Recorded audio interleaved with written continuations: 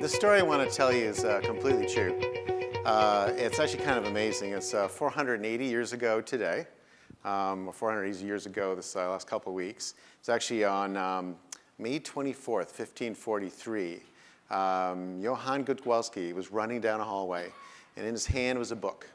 And he knew he had to get down that hallway really fast because the person he had to give that book to was dying. He was in a town called Frombork, Poland. And he knew that if he didn't get the book to that person before they died, they would sort of miss their life's goal and their life's mission.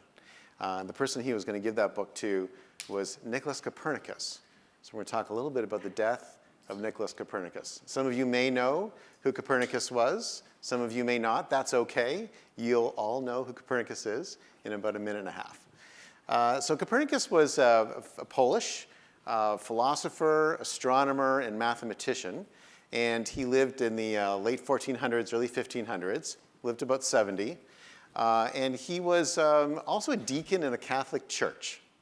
And part of the challenge the Catholic Church had is that it really had a hard time calculating the equinoxes and the solstices. It was very difficult to predict when Easter was going to be. It was very difficult to predict the different holidays. And they kept coming up with new calculations and new formulas to try to get more accurate. They would get a tiny bit more accurate, but they never quite got it accurate enough. So they actually hired Nicholas Copernicus to help do more work on this particular problem and help them figure it out. And so he actually had what is viewed today as the defining epiphany that began the scientific revolution. So if you wonder why you're sitting here right now, you can thank Copernicus. And he really challenged conventional wisdom. And this book that Johann was running down the hallway with, it was handed to him on his deathbed. That was his instruction. And the reason that he wanted it given to him on his deathbed, and more importantly, that it was published on the event of his death, in addition to being, like, by the way, super totally badass. Like, don't you think? Wouldn't that be? What a way to go out. But also, the book contained what would be considered by the church at the time a thing called heresy. Okay, and if you ever know anything about heresy, it's not super duper fun to be accused of heresy by the Catholic Church, especially back in the early 1500s. And so he wanted to make sure that he didn't get subjected to the pleasures of the Inquisition, so he had it sort of done as he died. And it took about 50 years for the book to kind of come to fruition. So what was this defining epiphany? So this is the universe as the world saw it pre-Copernicus. It's called a Ptolemaic universe. Ptolemy was a famous Greek scholar. And it was, basically the idea is that the Earth is at the center of the universe, and the sun and stars rotate around the Earth, which is not an insane proposition. So I would just encourage you to go stand in a field for, a couple days. And if you'll notice, when you're standing in the field, and I may have done this myself, in the morning, the sun comes up, over there, and it goes overhead, and it goes down over there. And the next morning, sun back over there again, goes overhead, goes back down there again. And it feels pretty flat, and the Earth doesn't seem to be moving. So this is what I would call a reflection of perception. And much of our lives, we have perceptions of things that we assume to be real. And it's not crazy. Sometimes it's right. And that's how they thought the world worked. The problem is, if that's your worldview, you can't understand or make sense of the retrograde motion of Mars. You can't calculate solstices. The planets are never quite where they seem to be. Things seem to keep moving around. The sun's not always in the same spot in the sky. Super weird. What's that all about? The seasons are hard to explain. Like, a lot of stuff's not explainable in that perception universe. So Copernicus, as some of you may know, had this idea. He goes, what if the Earth was going around the sun and the moon was going around the Earth? What if that was what was going on? And when you do it that way, the orbital mechanics fall into place. Suddenly, the thing that he was hired to do, he solved the problem for. Okay. So this shift from Ptolemaic to Copernican, it's what's called the Copernican shift. And you've probably heard that or seen that, and people talked about it. And there are Copernican shifts all around us, and I'll talk about that in a minute. Now, I will say, just in terms of like fair and balanced, which is always, I was always nervous when someone tells me they're fair and balanced, because it usually means they're trying to trick me. But in terms of being fair and balanced, I will say not everybody believes in the Copernican universe. There's still a very vibrant community of flat earthers out there who think that this is what's really going on. Anyway, but there's a new breakout group. I don't know if you've heard this, but there's a new breakaway group from the Flat Earth Society who are like, the flat Earth stuff is ridiculous, obviously. That's just stupid. The Earth's obviously shaped like a donut. So that's the whole rhombus theory is going, and I think, woohoo, donuts. I understand donuts were popular yesterday, so I didn't bring any today, and it's after lunch. So, but there are other examples. I'll just quickly go through a few, and there's like dozens and dozens of these. But if you think about Moneyball analytics in sports, the idea it's not really the players; it's really how you compose the team.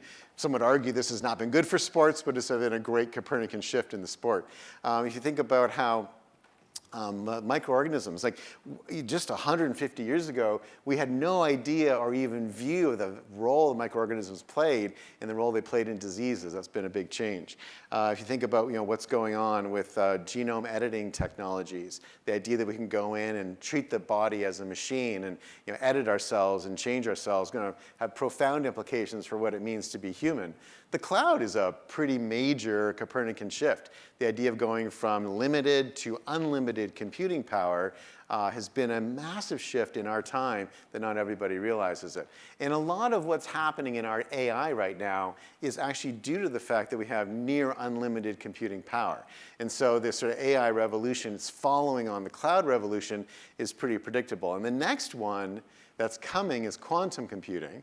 And quantum computing is essentially the world is not ones and zeros. The world is not binary. The world is all states at all times. So that would mean that all answers and all outcomes are always all available all at the same time.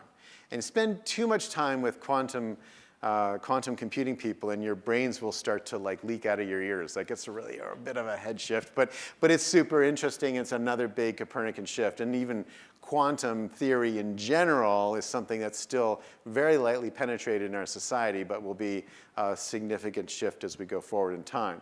So why am I talking about this? Probably all wondering.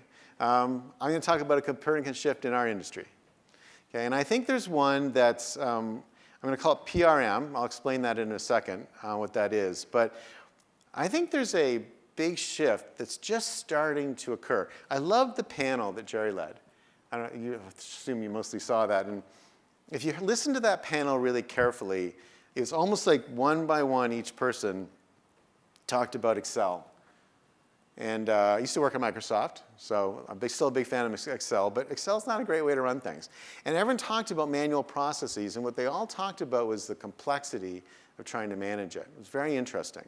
And if you think about what what I thought was really fun is, Jerry had the panel, which was a manufacturer, distributor, and a retailer, and then the marketer, Chris, who he kept making fun of, but I thought it was pretty fun. I guess I enjoyed that. And then Jerry did promise a fight would break out, and I'm a little disappointed that didn't happen, but I thought it was very respectful. But if you think about what they're doing is they're really talking about how to manage profit and revenue. And so there's this profit and revenue management story that infuses everything we're talking about when you look at a very specific angle of it, which is rebates, which we're obviously talking about at this conference. If you look at SPAs and special price agreements, that's a slightly broader version of the incentive piece. Or there's the whole configuration, pricing, and quoting process as well. So that's sort of what I'm going to dig into. Now, I would say that if you were thinking, if it was 1985 and we were at a similar conference, but on ERP, we would be having a similar conversation, because if you think back to the early days of ERP, nobody really even named it ERP in the beginning. There was this general sense that the different silos and inputs in an organization were not efficiently working together. That we made too many widgets, and so the warehouse got too full, and sales couldn't sell them, and then we had to discount them. Or sales could have sold more, but we didn't know that, so we didn't produce nearly enough widgets because the raw materials weren't. Like there's always this sense that the supply chains and the production chains within the organization weren't efficiently working together. And people instinctively understood it, but didn't really have a way to manage it. And then SAP and ERP came along, and that's been built. Now today, you wouldn't even think about running a company without those kinds of systems in place. But what's interesting is that we mostly run our profit and revenue management systems without a system. I would argue that potentially this may be the last non-digitized area of the back office. And part of the challenge or part of the problem is that you need to actually identify, what it is, right? So you have to kind of start to put all those pieces together. So I am going to attempt to do that in a second. What I'm going to show you right now is this is the very first time I've shown this to anybody in public other than my colleague Chris Loader at the back, who's done most of the work on this. So I want to mention Chris's name just because he's done so much work. He's put a lot of effort into it. And if there's anything about it that you don't like or you think is desperately wrong, it's Chris's fault. So what I'm going to put up, the next slide's very complex. And I think you'll be able to read it, but I'm going to zero in on each section, so don't worry about not being able to read this whole slide. But this is an attempt to say, this is all the stuff we're doing right now, from planning to reporting and kind of having a financial outcome. Okay, I'm just going to go through each one of these sections. It is, I would say when Chris and I were working on this, I think last night or this morning, and he's been working on it with me for at least 3 or 4 months. Chris made a sort of passing comment, which is, yeah, and it's still, of course, a bunch of stuff missing. And I said, what's missing? And he goes, I don't know, but I just feel like there might be something missing. And as you start to detail a process like this, you see where things might be missing. But there's a lot going on. And the thing is that this is a single process for a single product. Imagine this magnified by hundreds or thousands or even tens of thousands of products a day, multiple times a day, across multiple channels, multiple customers, multiple suppliers. What we're dealing with is an immensely complex system, and we're kind of dealing with it by ignoring it a little bit. And so I'm going to sort of do the Copernican shift and sort of bring it into focus. I will also note, just from a legend standpoint, I'm not going to ask you to identify or understand every color, but there's a bunch of green squares and green arrows, and those are all enable functionality. Right? So those are like the rebates and SPA stuff that's going on. So it's kind of where enable plays. So, so in the planning stage, when I think is kind of interesting is that you need to ask this question of, that worked, how do I do it repeatably? And the challenge is that because we're using manual processes for all this stuff, we really don't have an understanding of how to do ongoing optimization and improvement. And by the way, we will make these slides available. So my LinkedIn QR code will be at the end of this deck. You can take a picture of that, hit me if you want. I'm happy to sort of engage with you, send these to you. And we'd love input and feedback on these as we sort of build this out. And you can see sort of the digital opportunity is to get the data available to make the right decisions, because we don't really see that. In this next section, which is procure and sort of procurement negotiations, is like, what is the right purchase price? Right? And how do I maintain my rebates as I do that? And how do I do what-if scenarios? And how do I look at category profitability? Very difficult to do in the manual system as well. And so often mistakes, and sometimes very big mistakes, are sort of made in this area. The next one is our sort of price and sort of the rebates and trade promotions. And this is where both pros and enable work really well together. And basically, what is the right price and rebate to give trading partners to optimize it? That Mark's presentation did a nice job of talking about how you can think about those things from an algebraic standpoint. The challenge that Mark didn't get a chance to get to would be, how do you actually predict in advance? What kind of technology you need to do that? Clearly not Excel. You're going to need something driven by AI. You're going to need something that's digitized. You're going to need the stuff that's automated. And then you've got this whole contract, configure, price, quote, and sort of the commerce part of it. And so in the configure, price, quote is a component of many CRM systems today, but most people are still not using it. 84% of pricing is still done manually on spreadsheets. 80% of B2B contracts, this is my most amazing number I've ever heard, 80% of B2B contracts are paper. Not like, like paper. Like 3 generations of technology back. Like Copernicus could recognize it, So that to me there's a big opportunity there. And I think, again, people are just sort of shading their eyes a little bit and sort of just like not looking at it. And then the billing and reconciliation process is really challenging. What's the cost of my business? For all the interactions and conflicts that I'm having, how do I get a single source of clean data, and how can I use that as sort of my digital opportunity?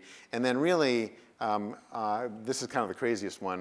We're not sure about this slide right now, but this is the whole spa area where Chris was sort of joking. There's probably an entire conference just on spas alone, which we'll talk to Neil about doing sometime in the future. But really, this is a very complex process because you've got multiple parties, multiple negotiations, multiple people inside the company that are generating it, and you need waterfalls to understand it. And so your digital opportunity is to get a more holistic view of this, get a clear status and clear predictability on it.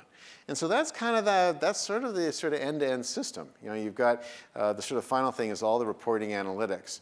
And how do you actually be able to sort of optimize and improve it? I thought, again, Mark's presentation when he was talking about the CEO, I thought it was kind of interesting, which is what would have convinced the CEO not just to focus on the margin of the product, but to focus on total margin, including the rebates and incentives, right?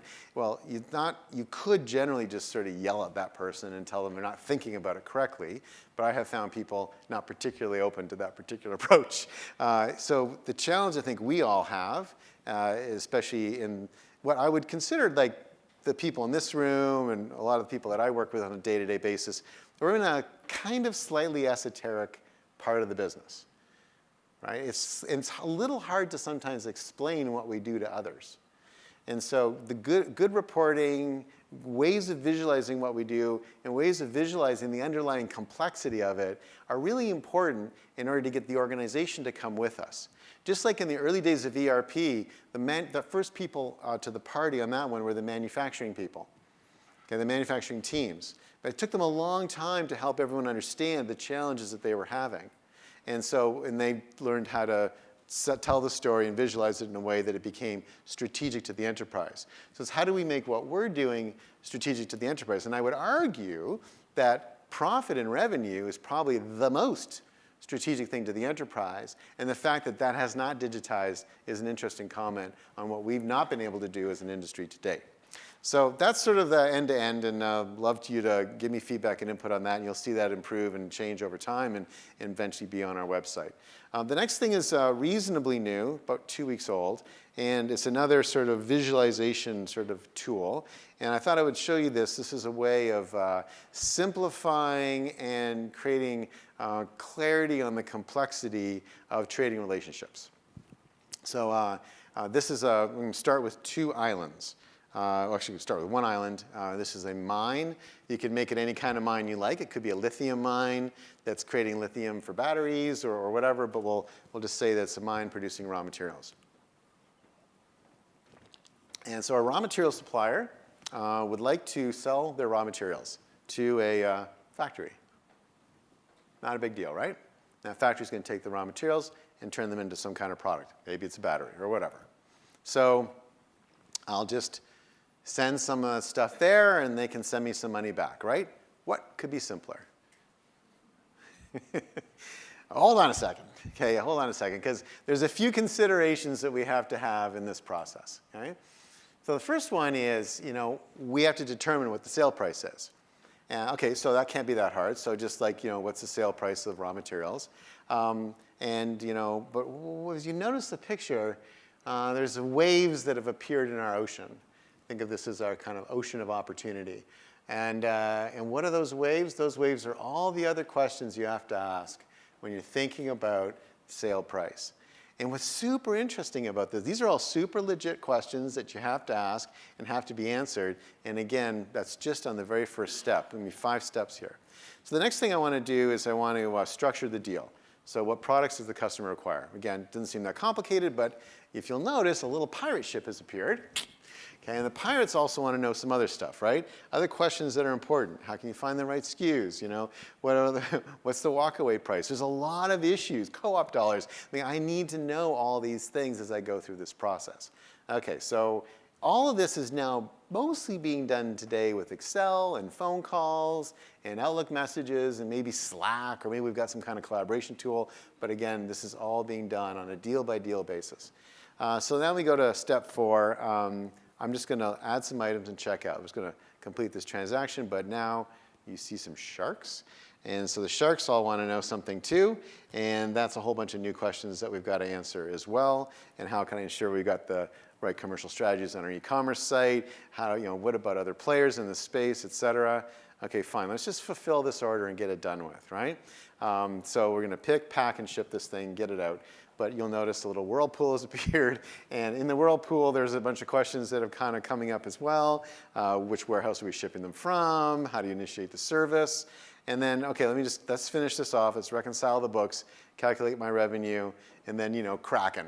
Okay, so now what's going on here? Well, we've got a bunch more questions. And what's generally happening is that you think about each of those stages, and this is a reasonably simple scenario and a reasonably simple set of questions, create a lot of complexity in one simple transaction. And if your job feels hard, this is why. Right? Because we're dealing with all these questions, or we're not dealing with all these questions, and they're coming back and they're biting us on the back end.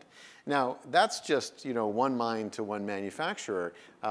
Generally, the mine will have more than one customer, and so you've got a multi-customer, omni-channel world. So you got Kraken and pirates and sharks and waves all over the place as these processes are going on. And then, of course, all those factories are shipping them to, say, assembly plants. And so all these assembly plants also have the same set of, so you can see my designer threatened to quit if I added any more islands at this point. So that's the maximum in terms of complexity. But what we're dealing with is 1,000 times more complicated than that. And we're often dealing with it manually, which is why it makes it so hard. So I'm going to talk a little bit about pros now. And I don't intend this to be a pros commercial, but we work really closely with Enable. Enable's a critical partner on our platform. And so I think it's just helpful for you to sort of understand what we do and sort of how we're thinking about this and how this sort of profit and revenue management category is something that we're tackling. Because what we try to do at Pros is try to go in and digitize these processes and put some bridges in to make this a lot simpler to work with. And so I'll kind of sort of nod to Copernicus a little bit and go back to some solar system analogies as I talk a little bit about the world we work in. Because I think one thing that's important, and it's always tricky when you're at a conference. So our conference was a couple weeks ago, and I'm always trying to help people understand and always try to remember myself that we operate within a system, right? Where you're not just using Enable, you're using a bunch of other things. You're not just using Pros, you're using a bunch of other things. And so that system is something that's, you've got a lot of other systems that we're interacting with and working with. So, and I've got sort of PRM as the sun that we're sort of rotating around. And I think it's helpful to understand that when you draw the diagram, you're not the center of the diagram. You're part of a set of things that are all working together and they have to interact correctly. But I am going to zero in a little bit on Pros because one of the things that we're trying to do is we're trying to create an end-to-end platform to optimize that PRM process I took you through. Right, and so if you think about our initials, it's PROS. It's Profit and Revenue Optimization Software. So we're essentially using AI, and we've been a heavy leader in AI for a long time, to optimize the profit and revenue systems inside companies. Some people know us more as a pricing company, although half our business is in CPQ, and we're very heavy in revenue management and airlines. But that's just kind of a thin way of thinking about us. We're actually, I would say today, the most complete platform in that PRM space, but not a complete platform. You know the difference, right? So no one's got that thing covered end to end. Just like when SAP started, it took them a decade before they had even a working version of ERP. But we are more complete there. And then partners like Enable are super duper important to us because there's no scenario where we're going to build what Enable's built. I guess what they've done is so detailed and so deep that it would be ridiculous for us to go down that path. So what we've got is a platform that Enable can plug into to help manage that, right? And so for us, the APIs between all these different systems are really important. And so our connectivity to other systems is one of our most critical pieces. And we have a very sophisticated set of ETL connectors, which is extract, transform, and load. But those ETL connectors are a big part of our IP in terms of how we work with the systems. And that's the only way we'll be able to connect that end to end. And just to help you understand a little bit about our scope, we've got very, very high level of transactions. This last year, we'll do a little more than 3 trillion transactions. We are primarily an Azure-based platform and primarily an AI platform. Microsoft would view us as one of their most sophisticated AI companies, but we are not generative AI. Generative AI is large language models and pre-training. That's the PT and GPT. We are predictive AI. So we take data and we predict the future. And where we started is we started in an industry which typically has led other industries from a technology standpoint, which is the airline industry. And our very first customer, Southwest Airlines, in 1985 said, hey, we're taking airplanes off the ground with empty seats. Wouldn't it be great if those planes were full? Because we don't charge a lot for our seats, so when we have an empty seat, we lose a lot. And so that was the beginning of pros. So if you've ever been bumped off a flight because it's overbooked, you're welcome. And that extended over time to also predicting, well, what price should the seat be, right? And it's actually quite interesting. Airlines have done a good job of training us to know that the person beside us has probably paid a different price for their seat. Maybe more, maybe less. Maybe they got it for free because of points, but we're unlikely to be sitting next to anyone who's paid the same price for a seat. And if you've ever gone to a site and then gone back 2 days later and the price is now higher, again, yeah, you're welcome. And it's not because you're cookied, by the way. It's got nothing to do with it. It's based on a bunch of other things, and it's not based on you. But it's been very interesting to sort of work with the airlines. Now, that's become known as something called dynamic pricing. And dynamic pricing has now entered Ticketmaster. So if anyone in here paid $5,000 for a Taylor Swift ticket, again, you're welcome, thank you. I like that, it's good. And et cetera, right? So it's becoming more common because there's so many channels now that you can actually price differentially across channels. In fact, you might need to because the channel costs are different as well. And everyone can start to now, with technology, treat each customer differently based on their willingness to pay. So it's kind of what we've done. And so our volume's extremely high. We're one of the top Azure customers. We're in the top 10 Azure customer volume list because we're heavy compute globally. So and we're not the world's biggest company, but we're doing volumes that are bigger than most companies because the world's biggest companies go through our platform. One would argue we may not be charging enough. So what is our platform? I'll just kind of walk through this reasonably quickly. But we have it's what we call Pros Integrate. So it's our kind of core API and ETL connector layer. I talked about that a minute ago. The second layer is a system resilience layer. So we have to obviously have extreme scalability and very high reliability. So the people that are running on our system can't be not able to issue a ticket today because the system's down. So the availability has to be extreme, and so that has made us, I think, a very good company from that standpoint. We have a common data core, and this data core lives across multiple products, from airline revenue management to CPQ. Everything's on a single data core, and that way, when you install Pros once with one product, you don't have to reinstall it to add something else. Then there's this thing called Pros Protect. And we haven't talked about it a ton today, and I think it's potentially missing in that PRM flow. But governance, security, privacy, and all the stuff you need around compliance and auditing are all in that layer, and that's a huge part of what we do. Again, working with large companies and governments has made that really important for us. And the two layers that are kind of the action layers of the platform is that there's a predict layer, And this is where we primarily use neural network technology, but we use other technologies as well. There's a lot of Bayesian stuff, and it depends a little bit on the level of data. And if data scarcity is an issue, then neural networks are more appropriate. If you've got very large data sets, then you can do a segmented Bayesian analysis. But we will then predict what things should be, and then we will then have a layer called optimization. And optimization allows us to then implement those recommendations. And so a lot of things that we do, we just say, this is what we think it should be, and people can act on it manually, or we can implement it so it's done in real time.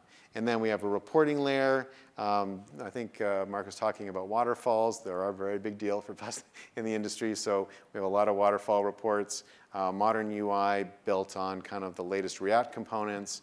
And then we have sort of 4 core products. Revenue management, offer marketing, pricing, and quoting, and then a marketplace layer. Marketplace is relatively new, but this is the layer where people like Enable live, and we're building out more and more products in that space. So that's kind of the Pros sort of 10-step sort of platform, and we believe that where we want to head is to be able to end-to-end on that PRM system that I started this presentation with and took you through. So let me spend a second on Copernicus. We'll just sort of say goodbye. So the irony about Copernicus is obviously his Copernican shift was a significant moment in scientific history, and it did allow for a much better calculation of orbital mechanics, but was actually also wrong, which is, I think, because he still had a static view of the sun, right? And if you know what's going on, actually, the sun is actually moving at about 1 million kilometers an hour, a little less than 1 million kilometers an hour through the galaxy. And then the planets are essentially, think of them as captured rocks that are gravitationally in the comet trail of the sun, spinning in this sort of corkscrew pattern behind it. That's what's really happening. But there's no way Copernicus could have gotten to that level because they had no idea that the universe was expanding and that we were part of a broader galaxy. But this, for me, is a both interesting and slightly terrifying visual of really what's going on out there. I do find it, though, encouraging, because the next time I get stopped for going 20 miles an hour over the speed limit, I'm going to say, hey, hold on a second here. We're really going like 1 million kilometers an hour, so that's a really small percentage. You don't really want to give me a ticket for that. And so anyway, so that's kind of, for me, sort of the end of what I wanted to take you through. And I'll kind of open it up for questions, because I think we've got about 10 minutes, so we can sort of go back and forth a bit here. This is my LinkedIn QR code, so you can connect with me on LinkedIn if you like. I'm not super duper hard to find, but feel free to connect with me there or any other way. I am grad@pros.com, which is a reasonably simple email address, G-R-A-D, like graduate, not short for anything, that's just my name. And so grad@pros.com will also get me as well. And I'd love to just sort of take some questions or get any feedback. This is a group of people that live inside that PRM, and so I'd love to hear what your thoughts are, or what you think about it, and think about how it works.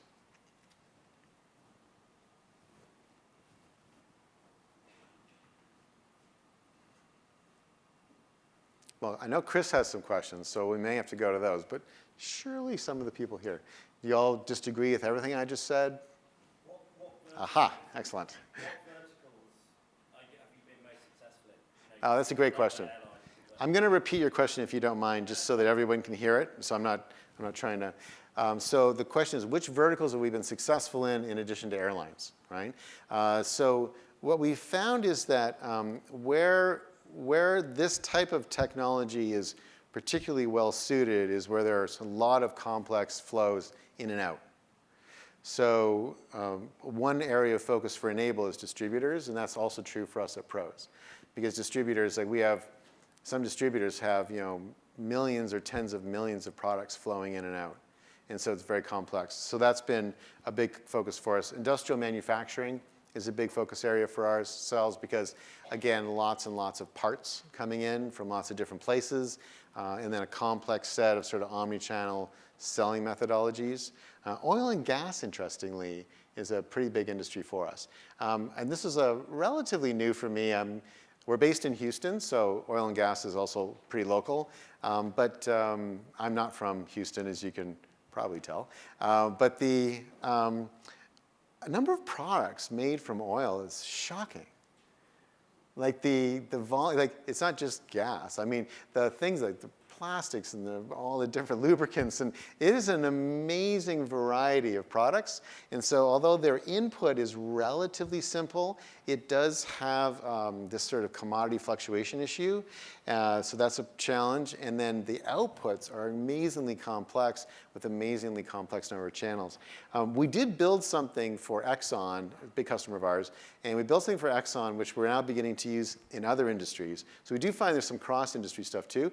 And so Exxon wanted to get a fuel price predictor built. So we built a way of predicting what fuel prices will be based on current trends.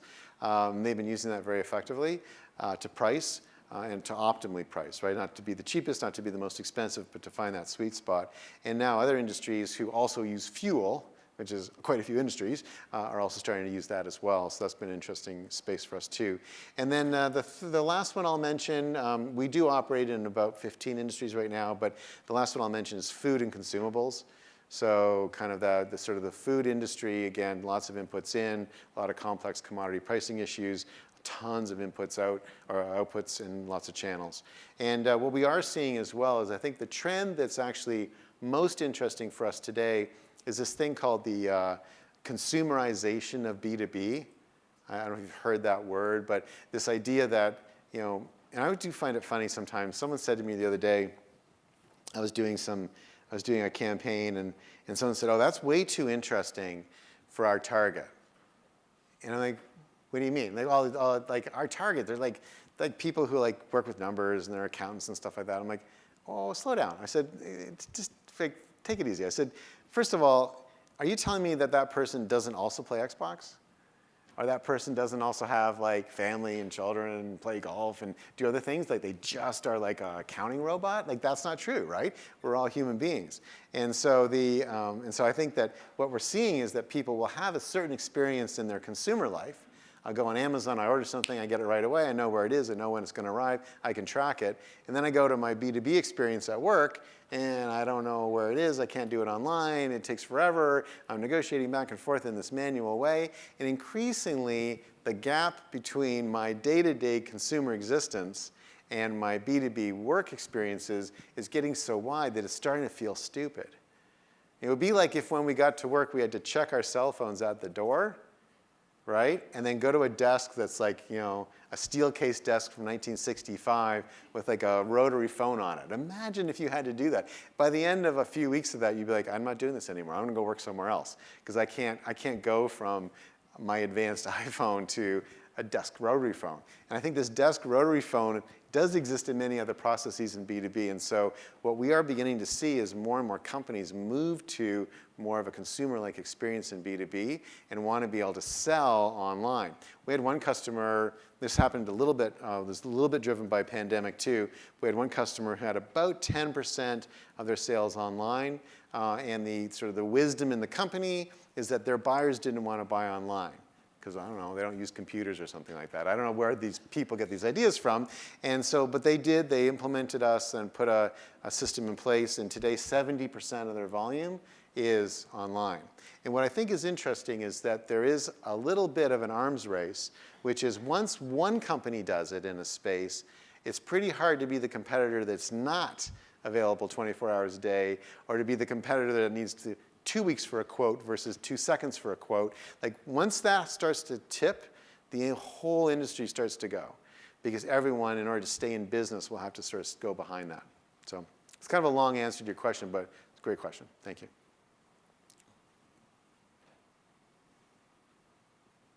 Yes, sir. What's your favorite CFO secret? What's my favorite CFO secret? That's a great question. I've never had that question before. So we have this, when I first came to Pros, one of the things that I found fascinating about the company is that as I learned more about Pros, I was shocked at what we've done, the things we've innovated on, the impact. Everyone in this room has interacted with our software. Every single person in this room has interacted with our software, but very few people know that. Right, and I was like, why don't we talk about this more, or why don't we sort of why don't people know? And the joke inside the company was, well, we don't want anyone to know. Like, we want to be this secret. But it was kind of like unintentional. But we want to be the secret. We don't want people to know what we do. But I do think that so then we kind of came up with this line, which is what we are is the CFO's best kept secret, which is that implementing this kind of technology can help a CFO kind of hit their goals. And I would say that the biggest sort of secret right now for CFOs is that I think a CFO will tend to look at profit without understanding the impact that pricing can have on it. And it's been interesting to me as we will work with different CFOs, and it's a relatively new audience. We hadn't sold to them as directly before, but it's a obviously critical audience. And I think CFOs are also becoming more strategic in the enterprise and getting more involved in technology, so which I think is a great thing. But when we talk to CFO, walking through the impact of a small pricing change on profit is always, you always see a light bulb go off. And you can sort of, if you do some simple numbers, a 1%, let's say you're selling a product for $100, a 1% change in price, so let's imagine the product's $100 and your cost is $90, a 1% change in price makes the product $101 instead of $100, okay? Most customers can handle that, okay? Most customers can handle that.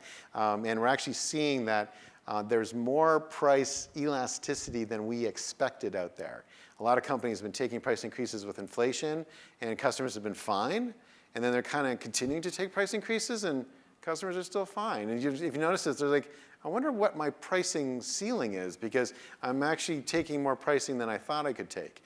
And there's been, again, there's always this internal pressure about, no, we can't take the price up. Maybe you can. If you got a good product, people like it, maybe you can take the price up. So I go from $100 to $101. My cost is $90, it's still $90, okay? So I was making $10 on the product. Now I'm making $11 on the product. So that 1% price change has resulted in a 10% increase in my margin. Right? And that particular set of math is like, so you always see kind of a head shift on that. We just did a Forrester Total Economic Impact study.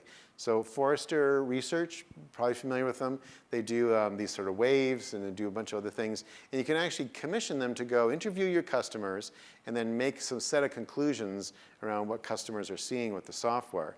So they just did that for us, and they just came back and we published it last week. And the TEI study shows that customers can generate a 400% ROI with the software and pay it out in 9 months. I think that's another big secret. People don't really understand that these technologies, when you start to optimize in these back ends, can have a huge impact on the company. Forrester also just came out, I'm going to do a little bit of bragging for a second here. Forrester just came out with their CPQ wave, and we're in the leader quadrant there. And Gartner came out 2 months ago, and we are in the leader quadrant for the Gartner Magic Quadrant for CPQ as well. So we're the only independent CPQ leader in both Gartner and Forrester. That was kind of cool. And, but I do think that, well, thank you very much, sir. Would have been more impressive if everyone had clapped, but I think I might have an extra Yeti bottle that you're gonna get. There's now they start clapping. Yeah, it doesn't count. But I do think that there is something about not because this is not digitized. People don't understand the impact that these small changes can have on the organization. And so we're seeing customers that can do a 500 basis point increase in margin without really affecting anything. Not hurting anybody, not taking any real risk, but just by optimizing across all the different channels. So that's why we sort of talk about it as a CFO's best kept secret. Great question. I got 2 minutes left. One more question?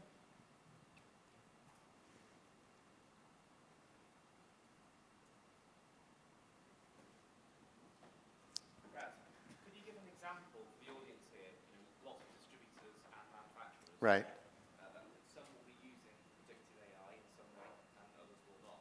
So just maybe one example of how predictive AI and pricing can actually help distributors and manufacturers. Right. So the question is, how does predictive AI help distributors and manufacturers? And so one thing I would do is, I think one thing I would encourage you to do, we have someone named Dr. Wu on our team, and Michael Wu is a PhD professor at Stanford, works for pros now, and he has an amazing session on AI where he compares generative AI, which is kind of what we're all been excited about the last few months with ChatGPT and GPT-4. GPT-5 is coming out like weeks from now. It's very exciting. And then what we're doing in predictive AI, which is different. Now, we're actually working really closely with Microsoft. So there is a technology at Microsoft called Viva Sales. And Viva Sales is like an overlay on top of your CRM system that pulls all the other stuff your sellers are doing with customers. So it pulls from email, pulls from chat, pulls from all these different sources, Excel files, like where the real conversations are occurring, because they're not occurring in CRM. And then it compiles them, loads them into the CRM system. So essentially, Viva Sales is an attempt by Microsoft to disintermediate Salesforce by turning it into essentially a dumb database, and then use Viva Sales as the primary interface for interacting. Right? So we're working with them to integrate our predictive AI into that system, and that system uses generative AI to make emails, and then uses the predictive AI to sort of add a quote. Right? And so where our work has been most interesting, especially in the last few years, is that there was a point in time where you needed history to be able to do the predictions. And certainly earlier versions of prose, and we've been rolling out AI-type technologies since the early 2000s, definitely needed history and segmentation to do that. The problem with the pandemic is that a lot of history doesn't really apply anymore, particularly in the airline industry for obvious reasons. And then as well, as we went into other industries, what we were seeing is that the variety of channels, the omni-channel nature of what was going on, and all the new things that were happening every day were making history less and less relevant. And so we moved to this neural network technology, which solves the data sparsity problem that you tend to have, and then allows you to make predictions based on sort of willingness to pay points. And so what we're seeing, Graybar is a really big, big customer of ours. And Graybar is actually using us to both predict and manage cost and predict and manage price. And Todd is a great fan of ours. He said it's the first time in Graybar's history where they've gone through an inflationary period and margins have been maintained or increased. Because classically in a distributor, what happens is that your costs increase faster than you can respond on your price list. And the price list is so complex, it's relatively stochastic. And that by making the price list fully dynamic and digitized, and being able to manage both price and cost on both ends of the margin equation, they've been able to kind of maintain or slightly increase their margin with all the kind of chaos that's occurring.